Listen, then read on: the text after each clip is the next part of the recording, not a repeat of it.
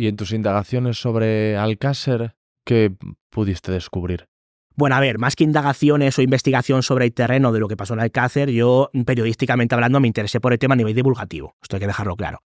Entonces, bueno, yo, a ver, es complicado resumir porque fueron muchos años, pero digamos que tuve acceso a Juan Ignacio Blanco, al criminólogo de Alcácer, junto a Cris Campos y Manuel Carballal, le sacamos de su ostracismo mediático, empezamos a darle bola, y él contaba, bueno, él cuenta toda la versión conspiranoica de Alcácer, ¿no? En un principio nos despertaba muchas dudas, para bien, pero finalmente descubrimos que todo apuntaba que era una tomadura de pelo, toda esa versión alternativa películas NAF, todo eso. Exacto. Nosotros estuvimos en su casa en varias ocasiones, Carballal y yo. El tema de la película Snuff, finalmente descubrimos que era una tomadura de pelo. Y hace no mucho hicimos un programa de Dimensión Límite dividido en 3, fueron 3 programas seguidos. Bueno, pues contando todo esto, ¿no? Todo lo que no contamos en su día cuando dimos bola a Juan Ignacio Blanco y abordamos el tema hace 10 años, ¿no? Bueno, un poquito menos, unos...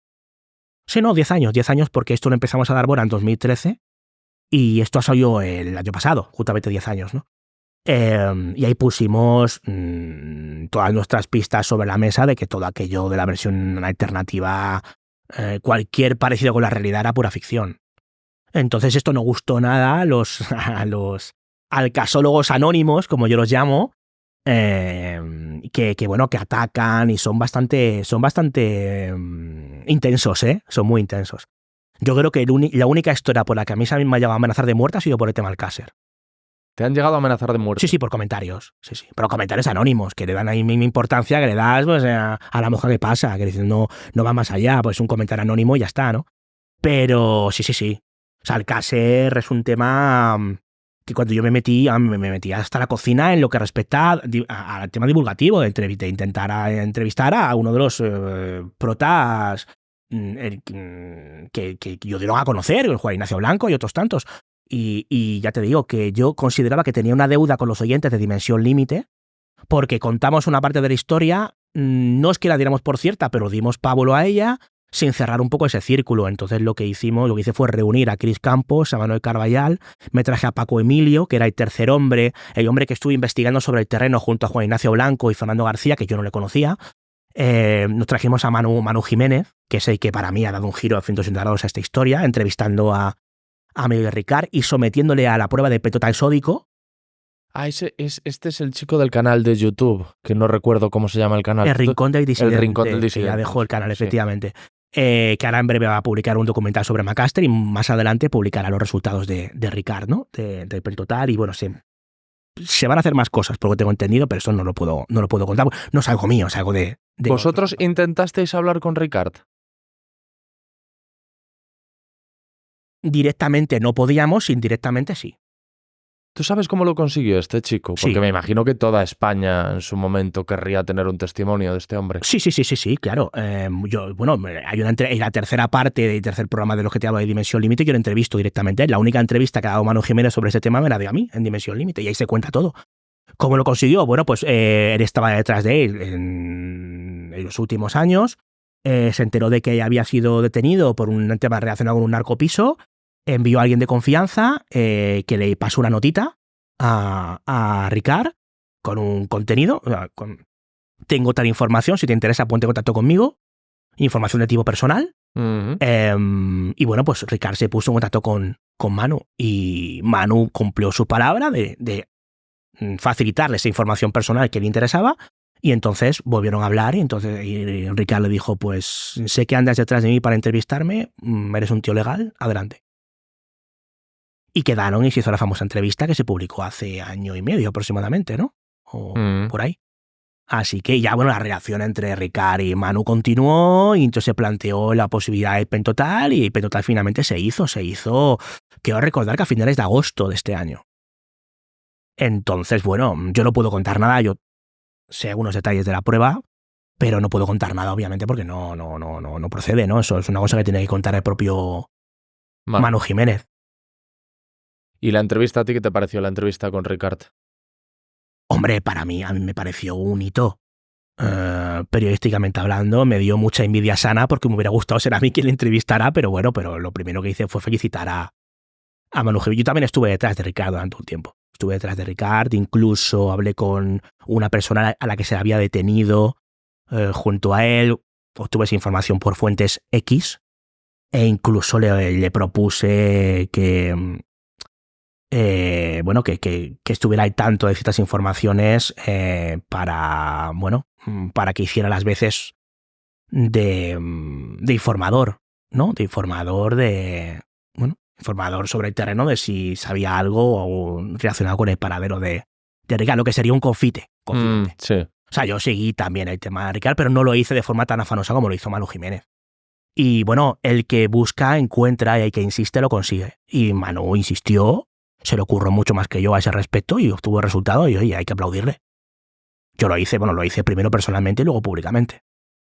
O sea que yo considero que lo que hizo Manu Jiménez es lo que muchos periodistas intentaron hacer, aunque luego otros tantos le echaran a los leones. Claro. Porque es como, cuando sale Ricard de la cárcel hay tropecientos medios de comunicación esperando para obtener una declaración. Lo persiguen en el tren y... No lo consiguen. Y cuando alguien consigue una entrevista con Ricard, lo echamos a los leones. ¿Pero a qué jugamos, no? O sea, es un poco esa doble moral absurda que nos encontramos no solamente en el periodismo, sino en tantísimas disciplinas, ¿no? Sí, es cierto que es curioso. Cuando salió de la cárcel estaba aquello lleno de medios que lo persiguieron en el tren y cuando consigue Manu la entrevista dicen que porque le da voz y critican, ¿no? Bueno, pero esto es muy habitual. Hagas lo que hagas, siempre vas a tener voces críticas. Si cuentas toda la historia de Angermain investigando el tema, dices, pues eso ya se sabía, hombre. No.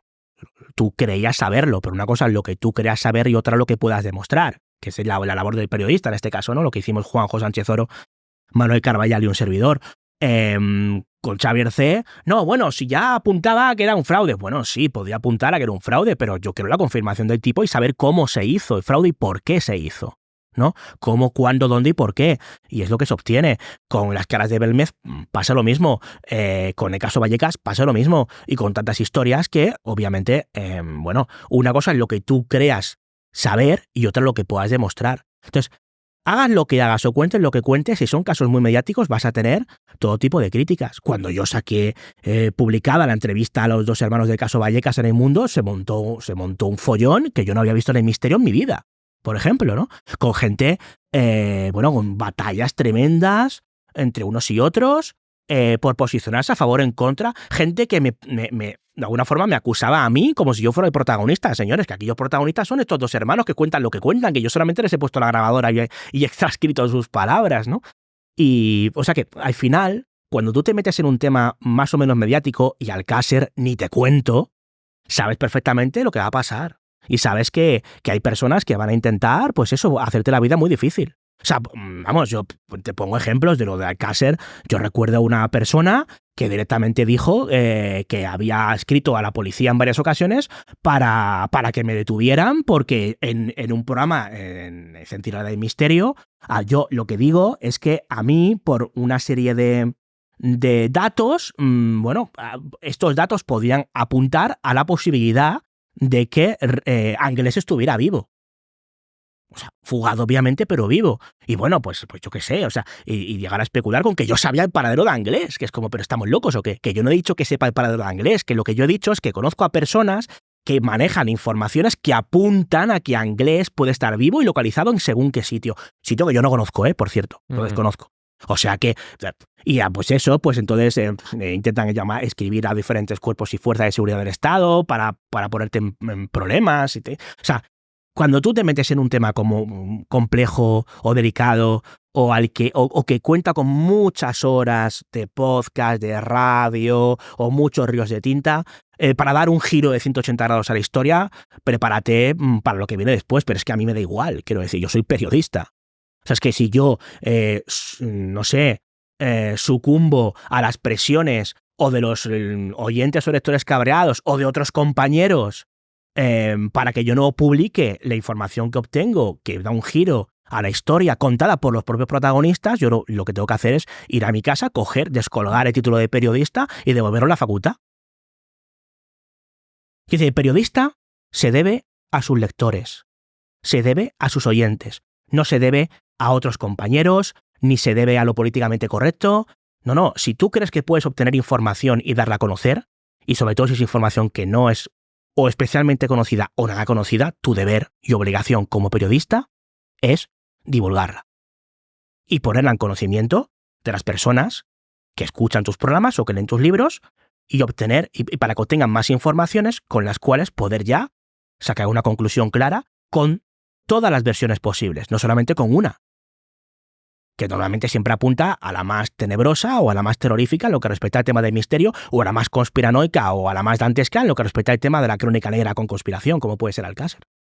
Entonces, decir públicamente a todos los oyentes que fueron miles y miles, que en el caso de Dimensión Límite fueron, yo no sé si el programa de Juan Ignacio Blanco tenía cerca de 100.000 oyentes, que bueno, para ti es muy poco, pero para Dimensión Límite, que tiene una media de 10.000 o así, pues es una pasada. Y luego ves que esas entrevistas se han replicado en diferentes canales de YouTube. Yo hice una cuenta rápida y me salían cerca de 1 millón.